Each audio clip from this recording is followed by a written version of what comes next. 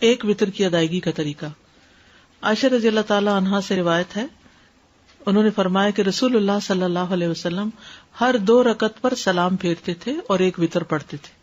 یعنی چاہے آپ 3 رکعتیں پڑھنا چاہتے ہیں تو 2 رکعتیں پڑھ کے پھر ایک الگ رکعت. ٹھیک. آپ نے کبھی حرم میں وتر پڑھے؟ مختلف طرح سے پڑھاتے ہیں نا. کبھی تو 3 ایٹ اسٹریچ پڑھا دیتے ہیں اور کبھی کیا کرتے ہیں 2 کے بعد سلام پھیر دیتے ہیں اور پھر ایک کھڑے ہو کے پڑھتے ہیں. تو ایک طریقہ یہ ہے. 3 وتروں کی ادائیگی کا طریقہ. نماز وتر کو مغرب کی طرح 2 تشہد کے ساتھ نہیں پڑھا جائے گا. یعنی اگر 3 وتر پڑھنے ہو تو 1 تشہد اور 1 سلام، یا پھر 2 تشہد اور 2 سلام کے ساتھ پڑھے جائیں گے. مغرب کی طرح نہیں ہونے چاہیے وتر.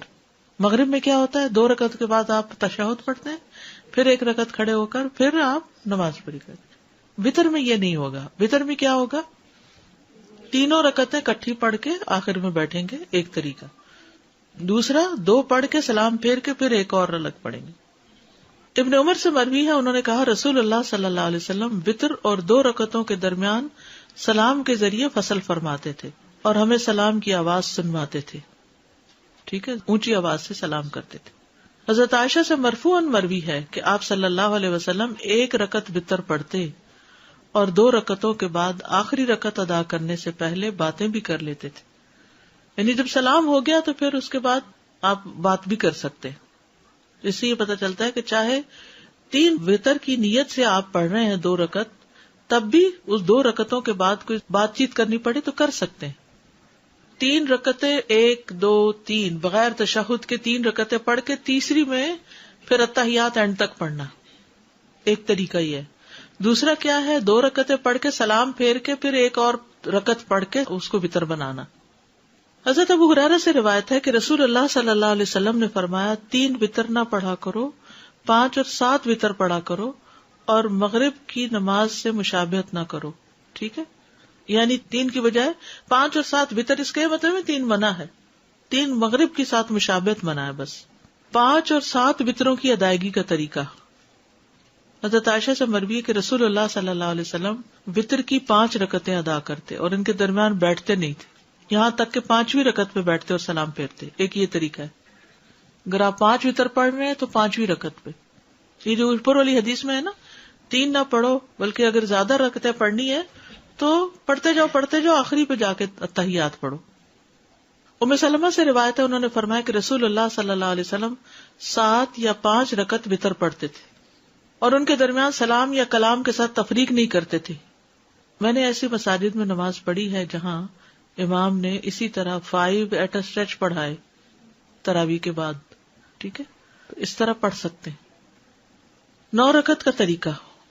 زرارہ بن اوفا سے مروی ہے کہ جب سعد بن ہشام بن عامر ہمارے پاس آئے تو انہوں نے ہمیں بتایا کہ میں ابن عباس کے پاس گیا اور ان سے رسول اللہ صلی اللہ علیہ وسلم کے وتر کے بارے میں سوال کیا. تو ابن عباس نے ان سے کہا کیا میں تمہیں ایسی شخصیت نہ بتاؤں جو رسول اللہ صلی اللہ علیہ وسلم کی وتر نماز کو زمین پر بسنے والے تمام لوگوں سے زیادہ جانتی ہیں؟ میں نے کہا کون؟ فرمایا عائشہ رضی اللہ عنہا، کیونکہ وہ آپ کی بیوی تھی، آپ کی خلوتوں کی ساتھی تھی. ہم وہاں گئے، انہیں سلام کہا، ان کی خدمت میں حاضر ہوئے اور ان سے سوال کیا. میں نے کہا مجھے رسول اللہ صلی اللہ علیہ وسلم کی وتر نماز کے بارے میں بتائیے. فرمانے لگی ہم آپ صلی اللہ علیہ وسلم کے لیے آپ کی مسواک اور آپ کے وضو کا پانی تیار رکھتے تھے. رات کو جس وقت اللہ عز و جل چاہتا آپ کو جگا دیتا، آپ مسواک اور وضو فرماتے، پھر 9 رکعتیں اس طرح پڑھتے کہ 8ویں رکعت کے علاوہ کسی رکعت میں تشہد کے لیے نہ بیٹھتے، اور 8ویں رکعت میں تشہد وغیرہ اور دعا تک پڑھ کے پھر کھڑے ہو کر پھر 1 رکعت پڑھتے، یعنی سلام کے بغیر. اے بیٹے، پھر جب رسول اللہ صلی اللہ علیہ وسلم بوڑھے ہو گئے اور آپ کو گوشت نے پکڑ لیا تو 7 رکعت پڑھ کر سلام پھیرتے اور بیٹھ کر 2 رکعت پڑھتے. تو اے بیٹا یہ 9 ہو گئی. آپ جب کوئی نماز شروع فرما لیتے تو اس پر ہمیشگی اور پابندی کو پسند فرماتے. وتر میں قرات کون سی صورتیں پڑھی جائیں؟ سورۃ الاعلی، الکافرون اور الاخلاص. ابی ابن کعب رضی اللہ عنہ سے روایت ہے کہ رسول اللہ صلی اللہ علیہ وسلم 3 رکعت وتر پڑھتے. پہلی رکعت میں سبح اسم ربک الاعلی، دوسری میں قل یا ایھا الکافرون اور تیسری میں قل ھو اللہ احد پڑھتے تھے. معوذتین.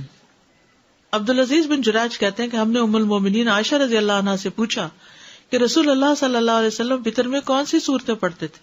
تو انہوں نے کہا پہلی رکعت میں سبح اسم ربک الاعلی، دوسری میں قل یا ایھا الکافرون، اور تیسری میں قل ھواللہ احد اور المعوذتین. یعنی یہ بھی آتا ہے، خالی قل ھواللہ بھی آتا ہے اور اس کے ساتھ معوذتین بھی آتے ہیں. سورۃ النساء کی آیات.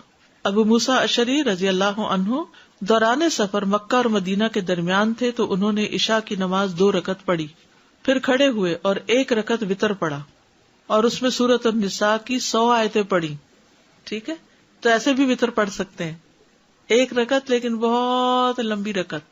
پھر فرمایا میں نے اس بات میں ذرا بھر کوتاہی نہیں کی کہ اپنے قدم وہاں رکھوں جہاں رسول اللہ صلی اللہ علیہ وسلم نے اپنے قدم رکھے، اور وہی کچھ پڑھوں جو رسول اللہ صلی اللہ علیہ وسلم نے پڑھا. ٹھیک ہے، تو یہ سفر میں وتر پڑھنے کی دلیل بھی ہے اور لمبے وتر پڑھنے کی بھی. یعنی آپ اگر عشاء کے ساتھ وتر پڑھنا چاہتے ہیں تو سورۃ الاعلی اور کافرون اور اخلاص پڑھ کے ختم کر دیں، اور اگر آپ صبح تہجد کے وقت پڑھنا چاہتے ہیں تو 2 کر کے آپ الگ سے بھی 3 وتر پڑھ سکتے ہیں، اور آپ 8 رکعتیں ایٹ اسٹریچ پڑھ کے بیٹھ کے پھر 9ویں پہ بھی پڑھ سکتے ہیں. تو جو بھی آپ کو سوٹ کرتا ہو آپ کر سکتے ہیں. ٹھیک ہے، اب یہ ویرائٹی آپ کو فرض نمازوں میں نہیں ملے گی، یہ صرف وتر میں ہی ہے کیونکہ اس کے ساتھ نفل ہے. دعائے قنوت، رکوع سے پہلے دعا کرنا.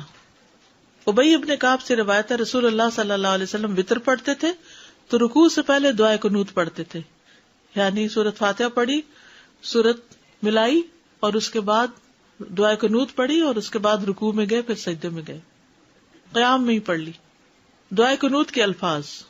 ابو حوراء سے روایت ہے انہوں نے کہا کہ حسن بن علی رضی اللہ عنہما نے بیان کیا کہ رسول اللہ صلی اللہ علیہ وسلم نے مجھے کچھ کلمات سکھائے جنہیں میں قنوت وتر میں کہا کروں. اللہم اہدنی فی من ہدیت وعافنی فی من عافیت وتولنی فی من تولیت وبارک لی فیما اعطیت وقنی شر ما قضیت انک تقضی ولا یقضی علیک وانہ لا یذل من والیت ولا یعز من عادیت تبارکت ربنا وتعالیت. ٹھیک ہے.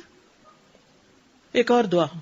علی بن ابی طالب رضی اللہ عنہ سے مروی ہے کہ رسول اللہ صلی اللہ علیہ وسلم اپنے وتر کے آخر میں یہ کہا کرتے تھے اللہم انی اعوذ برضاک من سخطک وبمعافاتک من عقوبتک واعوذ بک منک لا احصی ثناء علیک انت کما اثنیت علی نفسک. اور ایک اور دعا بھی جو پڑھتے ہیں اللہم انا نستعینک ونستغفرک ونؤمن بک ونتوکل علیک ونثنی علیک الخیر ونشکرک ولا نکفرک ونخلع ونترک من یفجرک اللہم ایاک نعبد ولک نصلی ونسجد والیک نسعی ونحفظ ونرجو رحمتک ونخشى عذابک ان عذابک بالکفار. وتر کی بعد کی دعا. وتر کے بعد کی دعا.